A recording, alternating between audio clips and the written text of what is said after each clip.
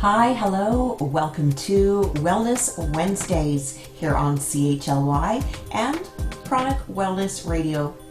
I'm Sandra Sova, and on this episode, I have the pleasure of speaking with Becky Gale.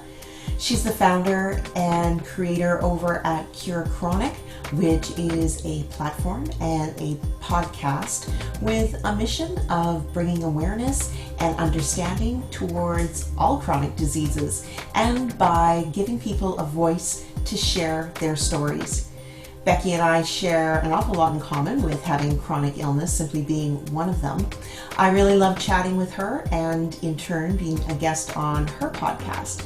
Here now is that interview that we recorded just last week.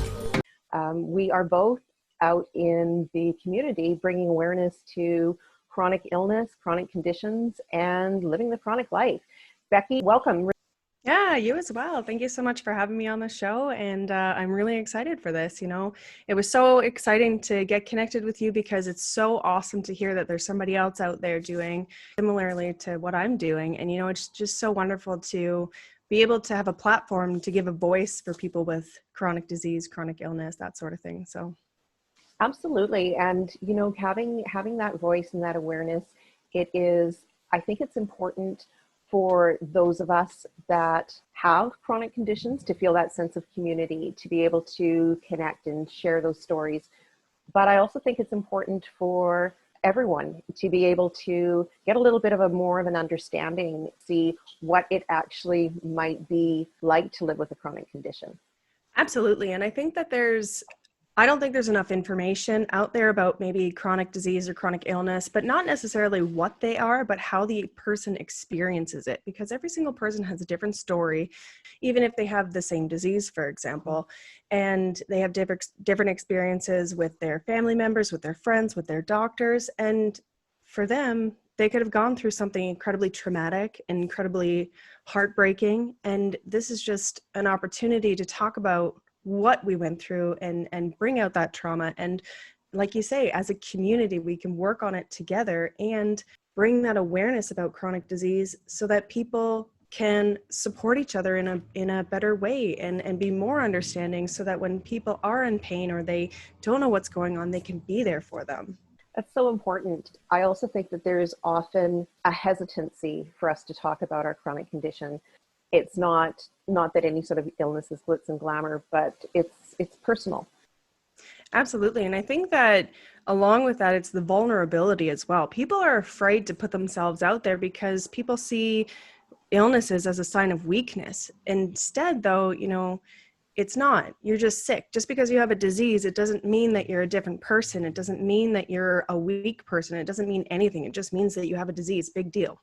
And so one of the things that's really interesting about what I'm doing is I'm finding more and more people that are becoming advocates for people that have similar diseases, and advocates for themselves, and that are bringing awareness to their chronic disease, but also disease in general, so that people don't let their diseases define themselves, because that's where that weakness, those thoughts of weakness comes in, those thoughts of, oh, I'm not worth it, or, oh, like just pretty much negative thoughts, because they're letting the disease define themselves. And so at the end of the day, what I'm really hoping for what I'm doing is to be able to tell people that they're not victims of disease. They're survivors. They're warriors.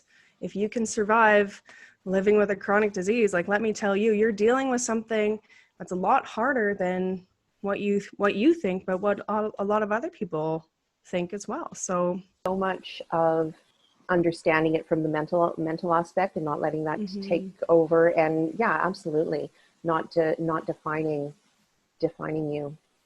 So Sandra, could you tell me a little bit about your story a little bit? Yeah, for sure. So my chronic condition is in the autoimmune category, and it's rheumatoid arthritis. I was diagnosed at the age of 8 years old. That's a long time ago. That's several decades. So that's been something that I, from a very early age, had to navigate and figure it out along the way. It took a while to even get properly diagnosed, which is something that I hear a lot. I was fairly lucky that my rheumatoid arthritis, although very severe, was really primarily only in one of my joints, my left knee. I could do most things. I couldn't participate in sports. But I navigated along. What really happened and really changed for me is when I hit my 40s, my disease activity woke up. It was no longer just in my left knee. It was everywhere. That was also a time when I was making strides in my career, working really hard. And we talked about how we don't want our disease or our illness to define us, or we don't always talk about it. How I chose to take on my adult working life with chronic illness was to push harder, never be seen as weak or as vulnerable, trying to work my way up in middle management within corporations. I wasn't going to be that girl that didn't show up because of her aches and pains or whatever, because no one really understands necessarily. And that actually was not the best service that I could have done to myself. That's very much what I did, because living with a chronic illness, it is not easy. There's the fatigue factor. There is, no matter which, for what I'm learning and speaking with a lot of people, all the different conditions that we have, there are some commonalities. Fatigue is often one of them. So that, and a full-time job, and all of this and this and this and this. I eventually had to stop working, doing the 9 to 5. I couldn't do it. Interestingly enough, my doctor had been suggesting it to both my rheumatologists 3 years before. Then my GP, when they would see me presenting in the office, broken and exhausted, and my condition worsening, they would mildly suggest that I might want to take a medical leave. And I fought it tooth and nail, because that's not what I wanted, because for me that was failure. So that was a transition. I had some other health challenges that came along the way. So I live on Vancouver Island. When this was happening, when I was talking about the working stuff, I was living in Vancouver, busy, large city. I moved to Vancouver Island with my partner. Most of my family was here. I thought, okay, maybe I can embrace this sort of don't do the hectic pace, relax a little bit, don't be so hard on myself. Now, recognizing, and this is a recurring theme for me, that stress was something that would make my condition worse. So we moved to Vancouver Island. I was flaring. It was, we arrived on August 31st or October 31st, Halloween. It was pouring rain. Moving in and of itself, for anybody, right, is difficult. But having to do that, it was exhausting. Then something very interesting happened in the month of December. Just after the next month after we moved here, I was diagnosed with breast cancer. That turned my world completely upside down. It took 4 years, 1 year of diagnosis, and I went through the system pretty quickly. Diagnosis, surgery, chemotherapy, more surgery, one side mastectomy and reconstruction. After that year, so a full year of treatment, when treatment was over for that, it took me another 3 full years to sort of catch my breath. And that's when I reinvented my life. That's when I was able to finally make some changes, because I was forced to make some changes. It gave me a totally different perspective. And so that is where I am now, and doing things and being a voice. And I have a radio show, and I talk about overcoming challenges and how hard it is to be in that space, and how we have to ride the wave and do that. So now I'm someone who is cancer free for 6 or 7 years and counting. And I still have active rheumatoid arthritis and osteoarthritis, but I'm living well with it. Instead of suffering with, well, some days there is suffering, I'm not afflicted with or suffering with arthritis. I am someone who is living and trying to live well with arthritis. And it's a daily practice with all of the different things. So that kind of, to bring it from 8 years old to now being in my mid 50s, it's been a journey. Yeah, it sounds like a journey. But I love the fact that you say you're not suffering with arthritis, you're living with it. And I think that's huge, because instead of, again, it's kind of on the same line of, instead of letting the disease define you, you're taking control of the disease, sort of thing. You talked about a few different things in your story. One of the funny things that I'm kind of getting, like, that keeps coming up with my podcast, is the fact that people who get chronic disease, and this is like probably 98% of everyone, are type A personalities. They're the people that are always on the go. They have to do the best at work. They They do everything for other people before themselves. They will not say no to certain things. And anyways, they're just go, go, go, go, go, go, go until their body literally tells them, nope, you need to slow down. This is what's happening now, and you have to take care of yourself. And then because of the way that we are, I'm the exact same way, we have to take medical leave. And medical leave is not a bad thing, but we see it as failure. We see it as a bad thing. Medical leave means that there's something going on in your body. You need to take care of yourself and let everything else go and look after number one, sort of thing. And for a lot of us, unfortunately, we push ourselves so far to the point where we're hospitalized for months. We have to get treatments. We have to have surgery. We have to have X, Y, Z. Or for some people, for example, it could turn into cancer too. And, you know, I'm so happy to hear that you've recovered from your breast cancer. But the interesting thing, I've talked to a few people with cancer, is doctors and nurses and everybody in the cancer field are super good at the diagnosis and the treatment of cancer, but they don't tell you about the recovery afterwards. As soon as that cancer is gone and you're cancer free, they're like, okay, bye, go have a good life. And yet you're missing parts. You just dealt with an incredibly toxic drug in your body. And then you're just expected to just bounce back on your feet. No. No, it's the hardest parts of that journey is not knowing what the recovery would be like. And you're right, they don't talk about it. It also has, for women and breast cancer, something that is very rarely talked about is chemotherapy gives you a medically induced menopause just like that. And that is really hard on the body. And so you have all of that. Wow. And the menopause cycle, this can go on for like 10 years. You know, you go through perimenopause and all of this. And then it just, you can't medicate because of the estrogen, the hormonal thing. And so that is a real change time, and the recovery and the depletedness of your body. Like you mentioned, you just go through so many toxic chemicals, and through every round. For the next round, they need to give you more medications to bring your white cells up before. I talk about it, and it was brutal, and it was, but I didn't get coerced into doing that. I've been very vocal and active self-advocate for years. I chose that because of the aggressive nature of the cancer that I had, but that doesn't take anything away from the fact that it was tough. Absolutely. And I think that no matter what we go through, and even though we're trying to be positive about it and we're trying to be advocates about it and that sort of thing, it doesn't mean that it's not hard. And people can't tell us, oh, well, it can't be that bad, or, oh, well, but you're better now.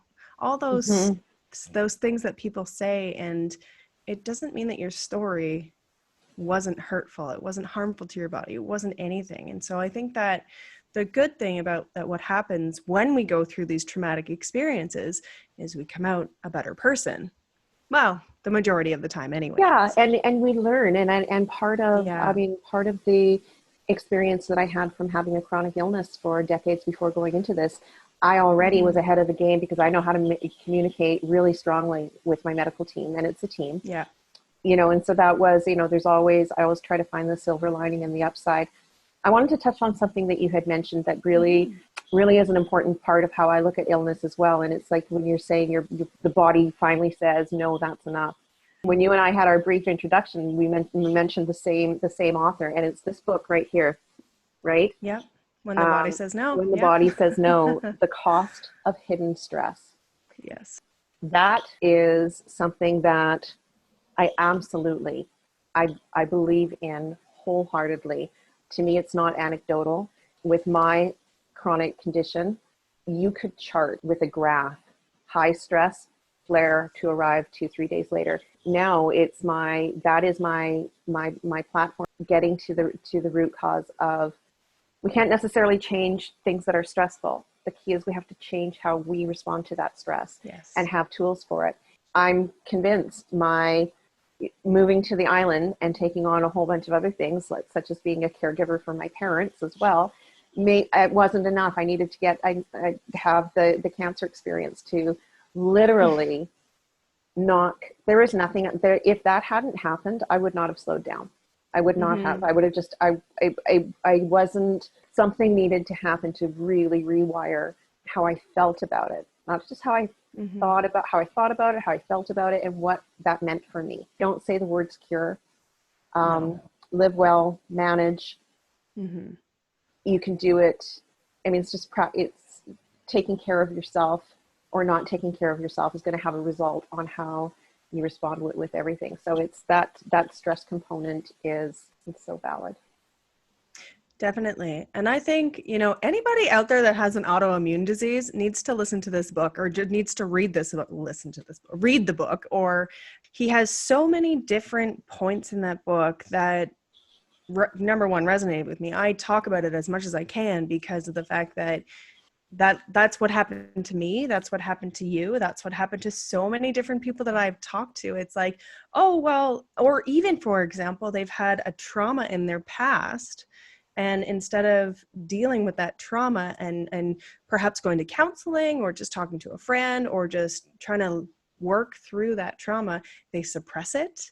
And because of the fact that they're suppressing it and they're trying to live their daily lives, that's a cost of hidden stress as well. And so when people talk to me about autoimmune disease, you could almost pinpoint it back to either a certain time or a person's like personality and the way they live their life sort of thing. And you can actually just be like, oh yeah, so this is kind of where your first flare started and these are the reasons why, and of course that's stereotyping. It's not 100% of all cases, but it's a good majority, and it's amazing. And I think that, like, honestly, everybody needs to read that book because it's pretty eye-opening, that's for sure. Let's both do that. Put that in our show notes and our reference material, because it is it's so powerful. And yeah, the connection, the correlation with autoimmune diseases, which there are so many of them.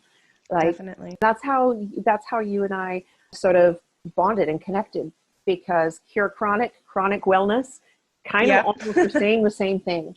We're saying the same thing in different ways, which touches a lot of people. There's a lot of people in this community. Absolutely. So out of your whole life and your whole experience, what do you think was the hardest thing that you had to go through? Definitely the hardest thing I had to go through was that culmination of the cancer and the rheumatoid arthritis. It was the perfect storm, everything. It was very, very intense. What we're talking about is the chronic illness piece. And so for me, the chronic condition was rheumatoid arthritis. And while it was during actual chemotherapy for however many 8 or 10 weeks that went on, my RA was fine.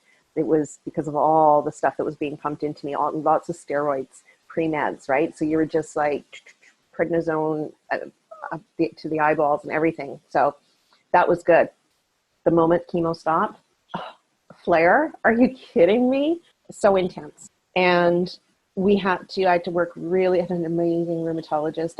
I was living on the island, but she was over in Vancouver, and I still went to go and see her because she was so committed to wanting to see me through this with the combination of conditions that were going on with me. And we had to really work hard on what medications. So within the autoimmune community, there's a lot of cross between medications.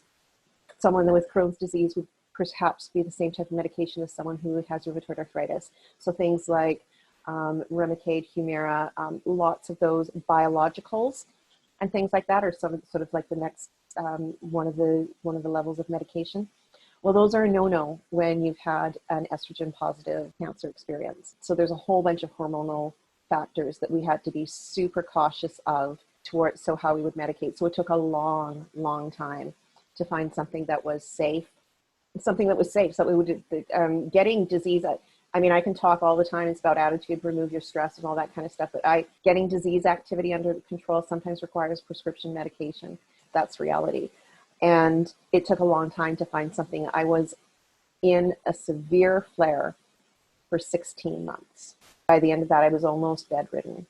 So that was the hardest thing. And then, interestingly enough, you hear someone's at their rock bottom or lowest point, if at your lowest point, then the only other way must be up. And so that's when that I decided to take care of my health. But I can't even. You do. There's almost a blessing. Like there's parts with this that are gone from my memory, like lost chunks of time.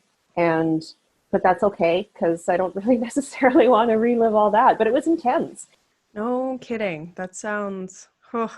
You know, it's funny because when we first talked, I kind of said that my Crohn's disease had caused rheumatoid arthritis, and right before as you know, I just went to the island, and right before my trip, it was crazy because I had a really bad arthritis flare-up for almost 2 weeks. It was about 10 days.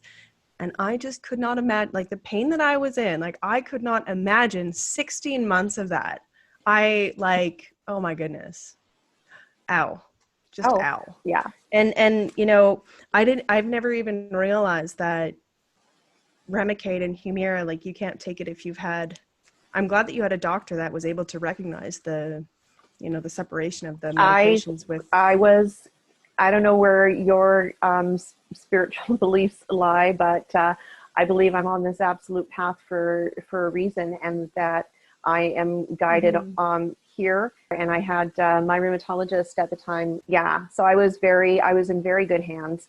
And interestingly enough, while they didn't confirm or say that the medication that I was on caused my breast cancer, she was confident that the fact that it had accelerated it and made it so aggressive.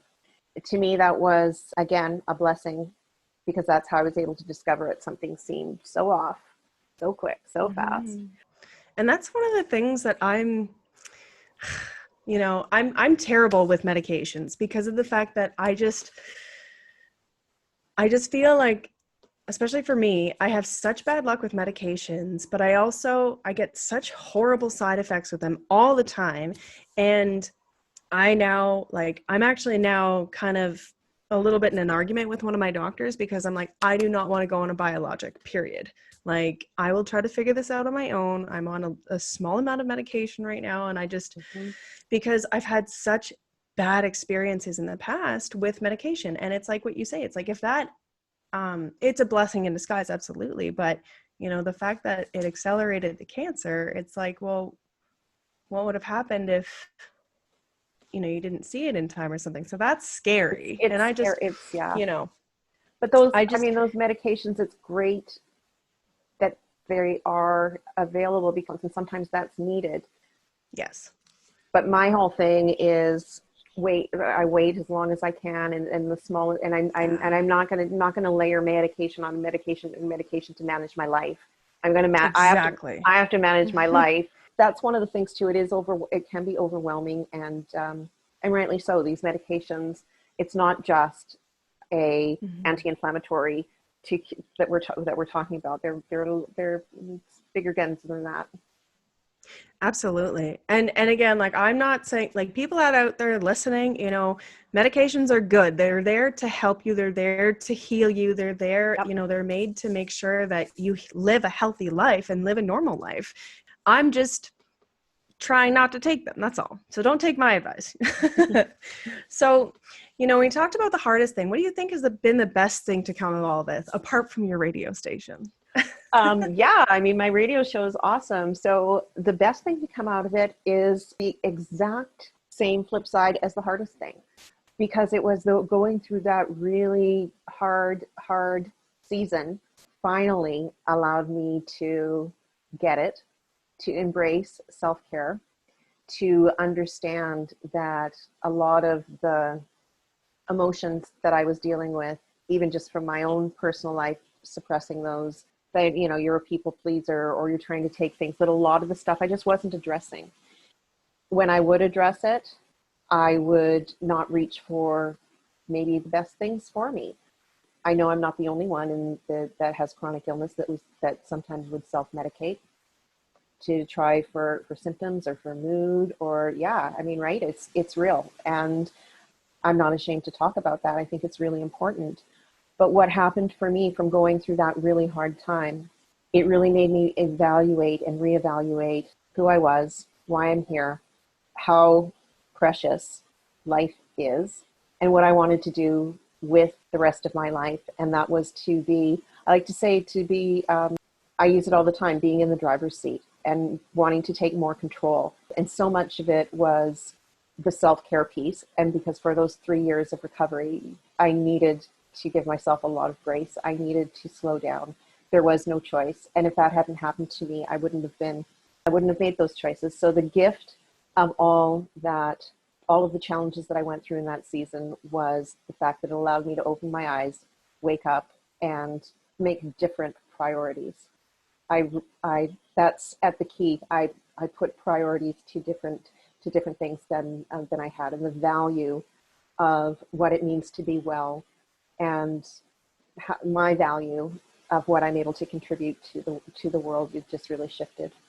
I can definitely agree to all of that, you know, self-medicating and changing and being a better person and being a better person for myself, but also trying to make this world a better place for people that are dealing with what we're dealing with too. Mm-hmm, so absolutely.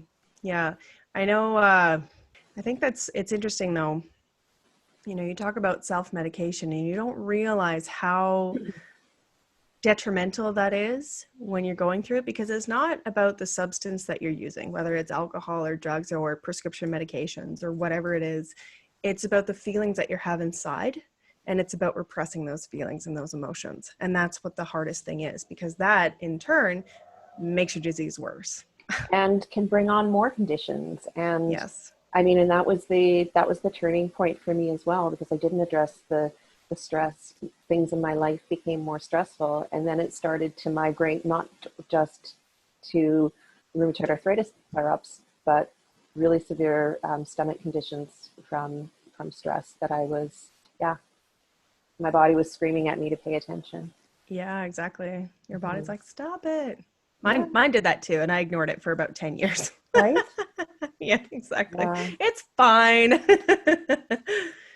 So I have a fun one for you.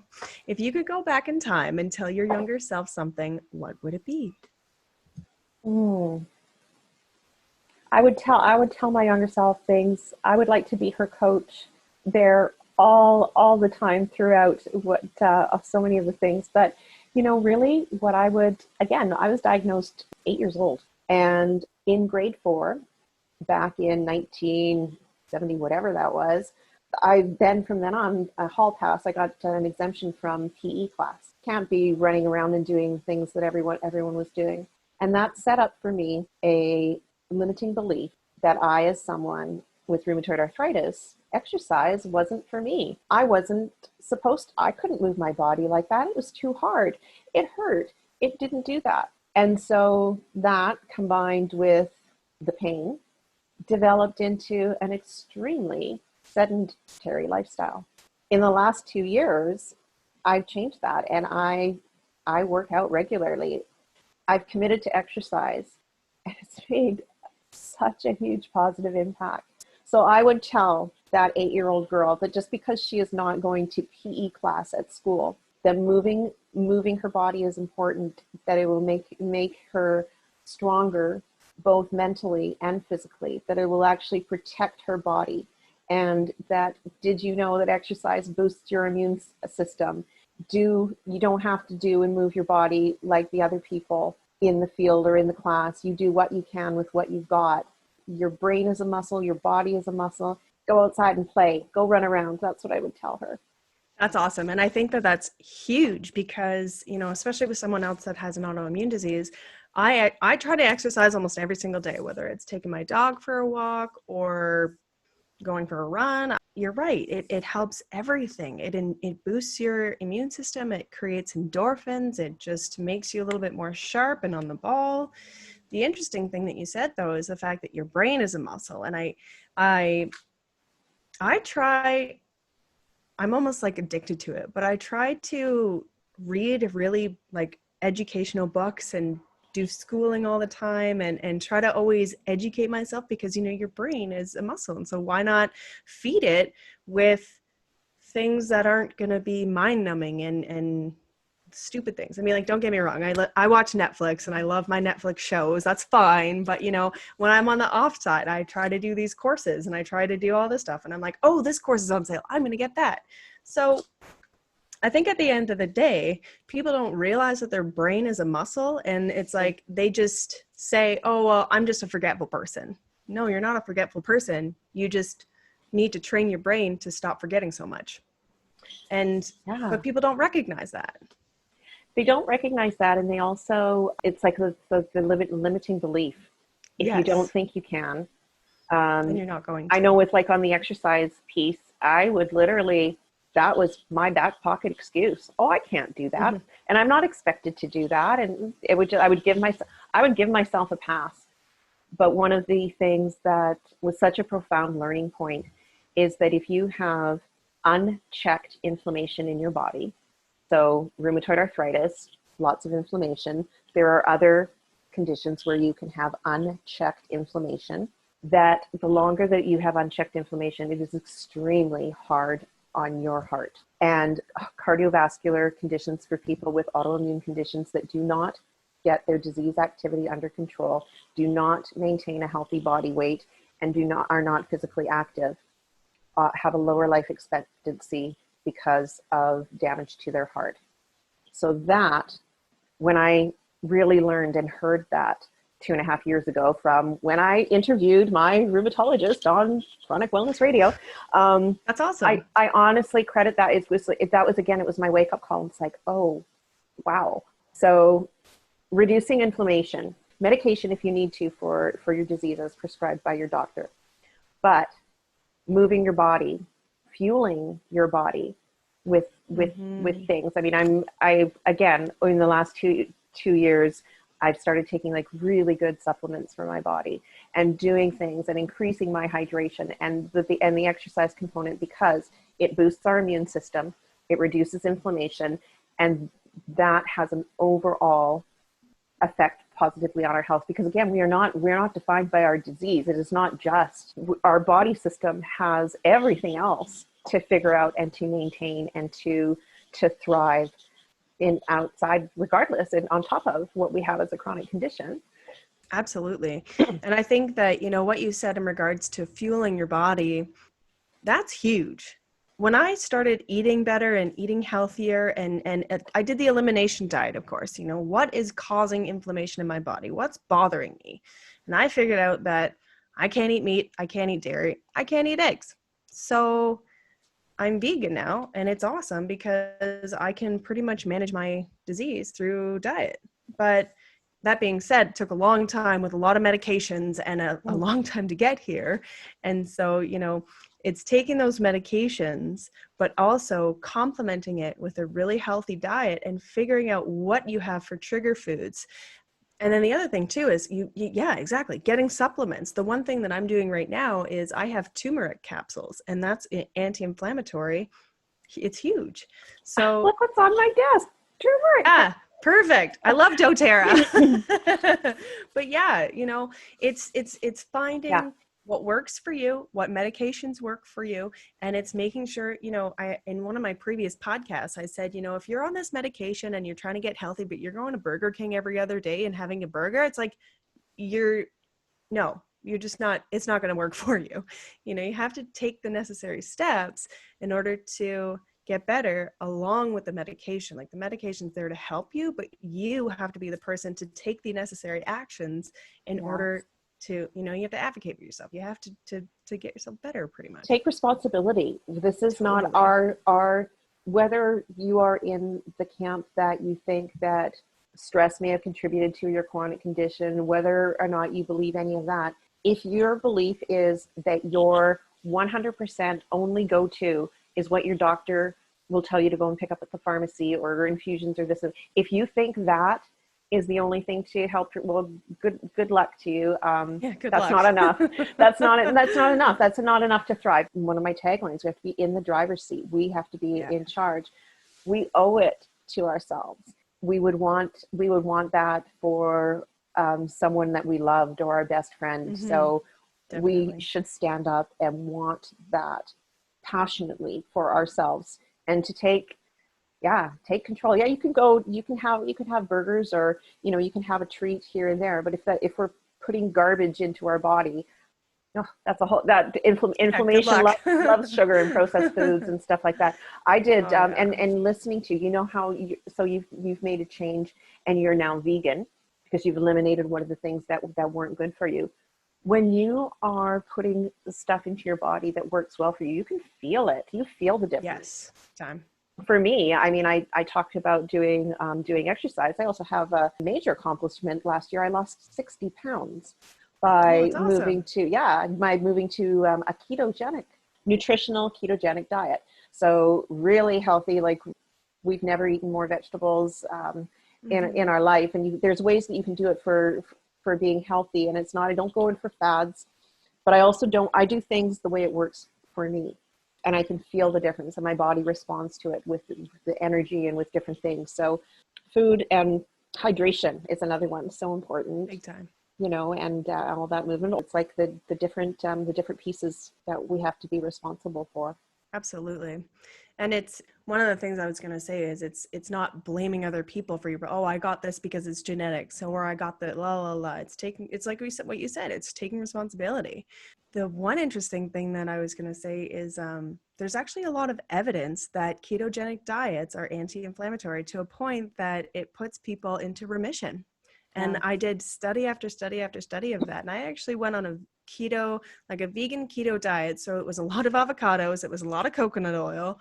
Yeah. I did that for all of last September and October. And I didn't really lose that much. Like, I think I lost 5 or 6 pounds, like not a lot of weight, but my inflammation level was non-existent, Isn't that which was amazing? crazy. It is so amazing. Yeah, I'll have to put a link in my podcast for a little bit of evidence towards that. because just going to the gym alone wasn't Mhm. cutting it. I've been going to the gym for 2 years. I've been doing keto for 1 year. My weight barely budged. It needed that.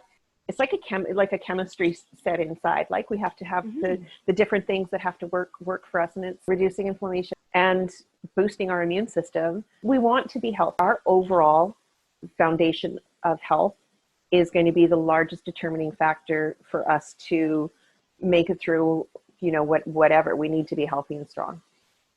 Absolutely. Definitely. And especially when we're going through a global pandemic. Yeah. You think? Yeah. Yeah. So what do you think has helped you the most up to now with your disease? Well, I think a lot of it is just sort of the stuff that we've been talking about. I think that early on, it's your mindset and your outlook and your desire to live well with whatever comes your way. I think is so key. It's been really important. I think that the mind body connection for the stress factor, which we've talked quite a bit about, I think that's valid. And I also think to find ways to make it work well for you. Having chronic illness, having chronic pain, having things that flare up in our body, it's not fun. It's not easy. Nobody's saying it is, but you're not the only one. And the person that doesn't have chronic illness, maybe they have mental illness, maybe they're suffering in ways that you don't know. Everyone has something. We all have challenges. And for me, I've moved from being in the push, I can do anything with, don't let that chronic illness stop me. I've totally reframed that into, how am I going to make this work for me? And so my mindset has served me really well, as has going away, pushing forward and developing the self-care habits, developing the healthy lifestyle habits, I'd become dependent on so many prescription medications, sleeping medications. And then when my stress was mounting, they wanted to add like another medication. So being in the driver's seat and looking at the root cause and seeing what I can do to change what's around me and how I'm approaching it through a lot of personal development and some self-growth and some discovery and reading some books and, reframing that has been the most powerful thing for me, to allow me to be in the driver's seat, because it is in combination with everything. Medication alone or treatments they've been a part of it, but I think I play a larger role in that. Down the road, might have to get a knee replacement. we'll see. I'm open. I'm open to being an active participant in wherever this journey takes me. I'm not going to be. I'm going to be in the driver's seat and make the decisions, and onward we go. Absolutely. And I think that, having that mind-body connection is huge with disease, because your mind is always on that go, go, go, go, go. And it's constantly in that state of fight or flight response. And I think that's why like yoga and meditation is so huge and so important, because number one, you stop being in that fight or flight response all the time and your cortisol levels lower, but also it allows your mind and your body to be connected. I'm actually doing this I don't know if you're into meditation at all, but Very much I just so. started doing this new breathing technique. It's by the Iceman Wim Hof. Anyways, I'll email you the link and stuff like that, but it's amazing. I used to have such a hard time with meditation, but I started doing this and it's just crazy how my body's changed and how connected I feel with like every single cell in my body, which is really strange. I sound like a hippie, but it's really cool. But having that mind body connection is huge when you have disease, when you have anything, either, having that mind body connection is so important when you have any type of illness, disease, sickness, when you have stress, whatever it is. And, you talked about people almost comparing their diseases to other people or their stories to other people. And I actually just listened to a podcast this morning by Brene Brown, and she was talking to Rana Burke, the founder for the BLM or the Me Too movement. And so what they called that is comparable suffering. And when I heard that, I was like, oh my gosh, people are saying out there like, oh, well, I have Crohn's disease and it's, it is what it is. I deal with what I deal with, but it's not that bad. I know there's other people out there that have it worse than me, sort of thing, or I'm not going to get any XYZ, la, la, la, la, because they're comparing their stories to other people. And I thought that was so interesting because people like invalidate their stories. They minimalize their suffering. They think that what they're going through is just not big enough to talk about or to deal with or to whatever, because they compare to other people. And I think that that in itself is not putting yourself in the driver's seat, because you're literally putting other people's stories above yours. But that's not okay, because you don't need to invalidate your feelings or your emotions because you think that someone else is suffering more than you. You don't have to do that. If you are in pain, if you're suffering, if you're dealing with an illness, if you're dealing with anything, if you're dealing with someone else that has an illness, your mom, your dad, your partner, whatever it is, your story is valid and you can talk about it to your friends or a stranger or anything. Those feelings that you have inside are valid, and it's okay to be vulnerable. It's okay to talk about what you're going through, because you do not need to suffer with that inside, holding it inside of you. So Talked about how if we hold those things inside, like right, that's like this so unhealthy. Yeah, comparing levels of suffering or challenges that people have, it doesn't serve any purpose. So it's all of that is it's so related. Absolutely. And I think when you go through a trauma or when you go through something when you're a kid and you don't really process it as like an adult, or you're not really sure how you feel about it, and then there's those repressed emotions, and then there's a whole slew of, we could literally talk about this for another hour, but it's just, feeling people that have disease and feeling like their disease, it doesn't matter. You don't have to compare your story to anybody. If you're suffering, it's okay. You can talk about it to anybody. So I think that's so important for sure. So having your identity not being wrapped up in any one thing, I think is super, super important. I don't think that if you're a mother, that your whole identity should be wrapped up in being a mother, or if you're working hard, I don't think your whole identity should be with being that top employee and that top performer. And when you have a chronic condition, your whole identity absolutely should not be all wrapped up in that. It is one facet of what can be your amazing life. 100%. Absolutely. Actually, talking about that, it's really interesting because one of my this is a while ago now, but I did a podcast with a lady named Shauna, and she actually said, why, like, people think that other people judge them, or they have their opinions about them, or they think that people are going to think less of them because of their illness. And she said, well, what about a baby? A baby does nothing. They're just there, but people love them. You were a baby once. You're still that person. People love you. It doesn't matter if you're sick or you're not sick. If you're bedridden or at work 70 hours a week, actually, if you're bedridden, people will probably like you more because you're actually there all the time. But it's one of those, it's like that thought pattern. And for some reason, it's like those self-limiting beliefs, whatever reason why we think that about ourselves. It's like, oh, they're not going to like me because I have Crohn's disease. Where do those come from? So, but anyways, so Sandra, could you give any of our listeners a bit more advice for their struggles? I think the advice is to be really open to different ideas. Be open to things like, Becky, you talked about meditation. I talked about how, like, with my stress, I use essential oils. Movement, exercise. I think having an open mind is really important. It's important to not be confused by thinking that I'm suggesting that you should always be happy all the time or think positive and all your troubles will be gone. But what we focus on expands, reaching and finding what works for you. Don't rely on anybody else to tell you what is going to be exactly right for you. Do your research and know and listen to and be really in tune.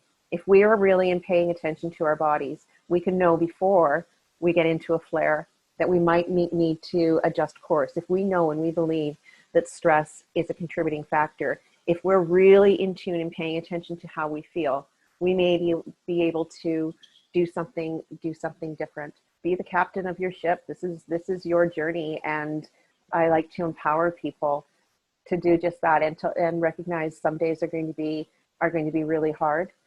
But if that's part of your experience, then find ways where you can make that okay as well, because it's so much is how we approach it with our belief system and our mindset. Absolutely. And I think that,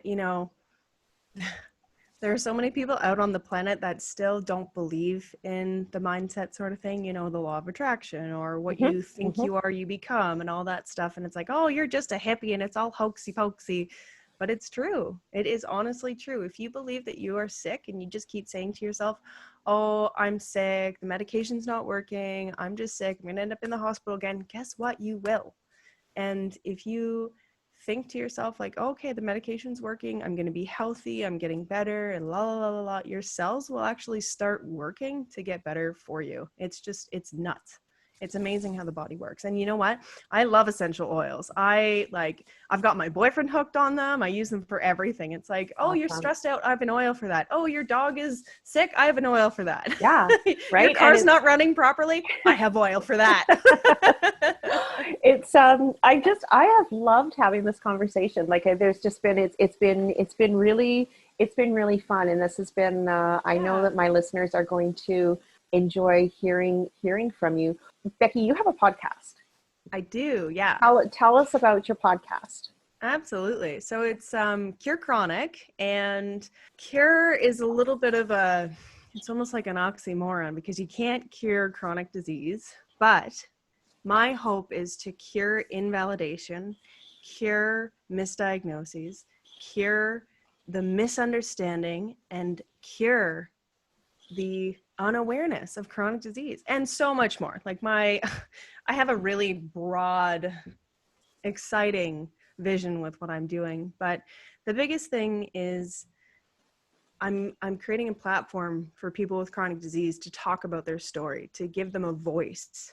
And so for people to hear them and not only say, wow, that person went through a lot, they had to experience, I can't believe they had to experience that. But what my main goal is for people to listen to that. And if they're suffering with something and they say, oh my gosh, Becky, I listened to your podcast with this person here, and I think I might have that disease, you know, and then I can get them connected with that. And that's already happened, which is crazy. But, and then I can get that person connected with the other person and be like, yeah, maybe you do have that disease. And then if they go and get a diagnosis and they get on treatment and they get better, Yeah. that's exciting. That's really exciting for me. So for me, what I'm doing is I don't want people to suffer like I suffered. And I don't want people to deal with doctors like I had to deal with. And at the end of the day, you know, I just want to create a chronic community so that we can all lift each other up, we can all understand each other, and we can all create that awareness about chronic disease, because we're not different. We just have a disease. Big deal. Mm-hmm. So, and there's so many people out there that have chronic disease. I kid you not. It's like every single human being on this planet either has a disease, knows somebody with a disease, or has experienced something with someone with a disease. It's just, it's common, but it's misunderstood. And that's what I'm trying to do, is create that understanding and awareness towards all chronic disease, not just one. I think that's great. And I mean, it's like that awareness, your platform and mine, we're doing just that, and giving a voice for people. I want to just like say right now, I want to have you back on the show again and do this podcast collaboration thing. I think we just like, doesn't it feel like we've only touched the surface?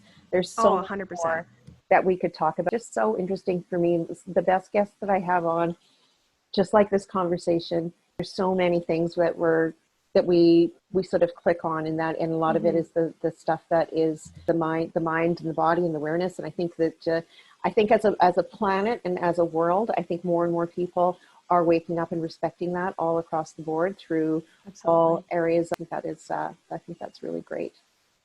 Definitely. I hope that it just keeps getting better and better, because I think the more people that understand that mind-body connection, that understand the divine energy, if you want to call it that, the better they will be as a human being, but also hopefully the healthier they're going to be as well. But it's funny that you say that, you know, like I felt a connection with you, and there's so many people that I have on my podcast, and I'm like, do you want to just be best friends?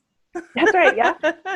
You know, it's like you have this instant connection with them for some reason. And it's because you can relate on a certain level because you have chronic disease. But you also, I think that when you deal with chronic disease and when you have that mind-body connection, you just have that energy that just connects with people. So we're creating a community here.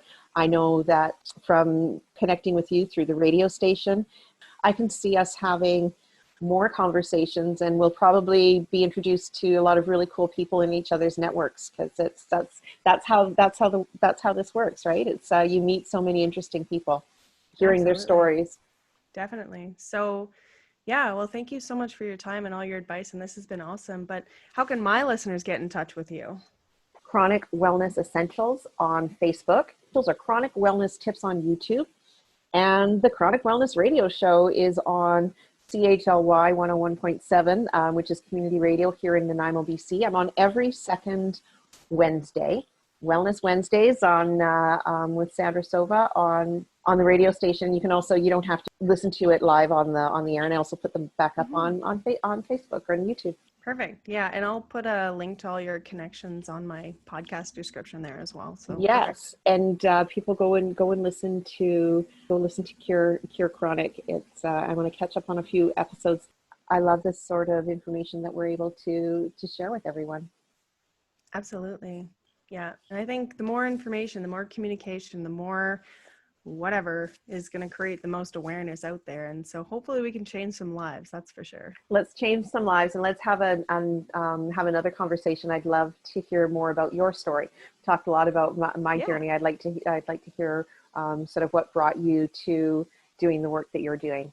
Absolutely. Well, that wraps up today's program. Thanks again to Becky Gale for joining me and for the work that she is doing with Cure Chronic. You can find all of Becky's contact information, links to her podcast, and a meditation app she is recommending in the show notes for today's program. Go over to Facebook or YouTube, search for Chronic Wellness, and you'll find the replay there. I hope you've enjoyed what you've heard today. If you would like more information on anything from today's program or have a guest or topic suggestion, I'd love to hear from you. You've been listening to Chronic Wellness. This is Sandra Sova. I'll be back in 2 weeks. Stay well, everyone. Until next time.